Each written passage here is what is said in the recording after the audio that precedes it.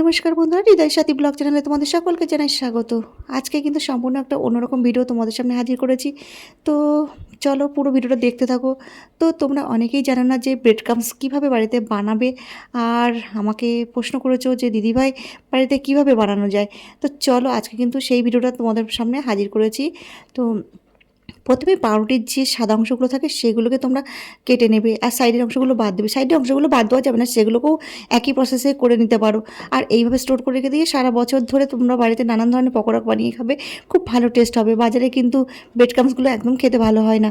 যাই হোক, সাদা অংশগুলো কেটে নিয়ে তারপরে মিক্সার গ্রাইন্ডারে একটু বেশ দানা দানা থাকবে সেইভাবে তোমরা পিষে নেবে। তারপরে এরকম তাওয়াতে বসিয়ে দেবে, আর আলতো আঁচে কিন্তু এইভাবে নাড়াচাড়া করে নিতে হবে। একটু খড়মড়ে খড়মড়ে হয়ে যাবে ব্যাস। আর মানে কিন্তু লাল করা যাবে না।